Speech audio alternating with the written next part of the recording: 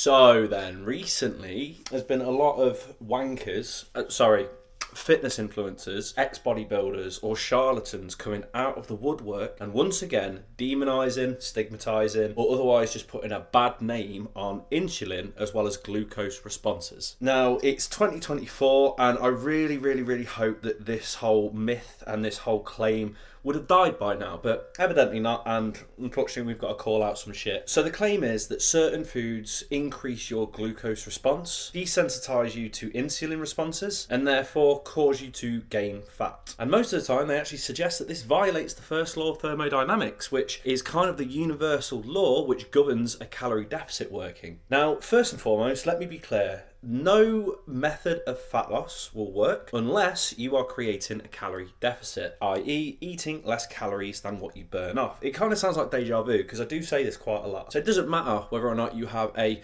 low carb diet, a low fat diet, keto, whatever the fuck it is that you want to do. If you're not creating a calorie deficit, fat loss will not occur. End of. Now, secondly, let's talk a little bit about insulin and glucose responses. So insulin is oftentimes stigmatized as being worse than it actually is because it's the hormone that basically converts glucose to energy. And therefore it's also the hormone that does play a part in fat gain and fat loss, but not for the reason that you might think. So insulin is a hormone that's created in the pancreas, and as I said, it converts glucose, so sugar, to energy. In fact, I'm not going to overcomplicate shit because, let's be honest, this isn't a science lesson. I'm going to try and simplify this as best as I can so you understand a little bit more about insulin and the role that it plays in fat loss and fat gain. So imagine the human body is a train station and all the people that are walking around the train station are just different nutrients and different chemicals within the body needed to get to their designated places. The trains are the blood vessels or other forms of transportation within the body that allows the nutrients to go to the places that they want to go to. Now, the barriers which you scan your ticket on, that is insulin. Insulin basically just tries to make sure that all of the nutrients and all of the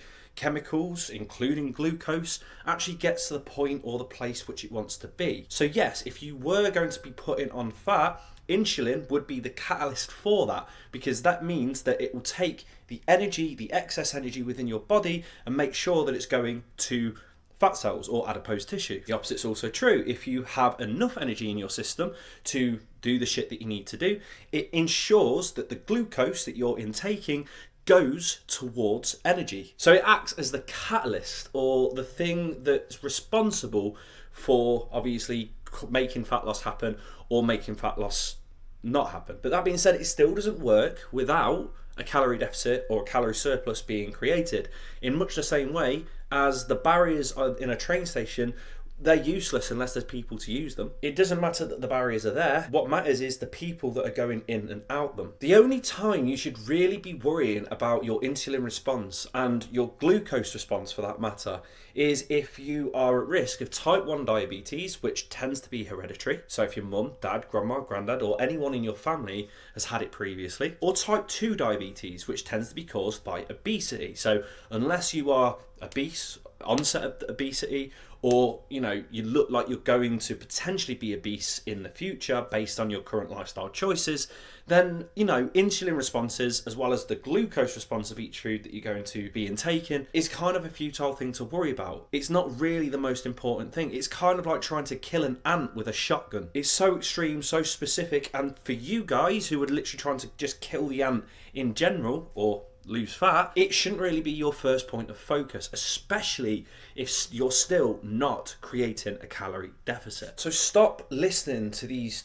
wankers on Instagram or fitness influencers on YouTube or whatever who are trying to make you eat foods which are better for your insulin response or better for your glucose response, or avoid foods which are high on the glucose index, because all of these things, they really do not matter to you, and you shouldn't really be worrying about it as much as what you are. And the ironic thing is that a lot of these fitness wankers that are promoting this shit also then say, oh yeah, don't worry about calories, don't worry about calorie counting, it's just a way for you to buy more of their shit. And then they actually go forward and try and sell you their own product, which is focused around insulin response and glucose index and glucose responses, which is the most hypocritical thing I think I've ever fucking seen in my life. So yeah, just sort of get that out. Take a note of who you listen to, do your research, and Don't listen to any wankers trying to sell you something by going against the grain on science. You know what I mean? I hope you like this video. If you did like it, make sure that you give it a like. Please feel free to comment below if you've got any questions, because I'd be more than happy to answer them for you. And if you want to catch any more free fitness or fat loss based tips without any of the bullshit, as always, make sure that you're either following my Instagram at k.p_health or subscribe to this channel. Peace.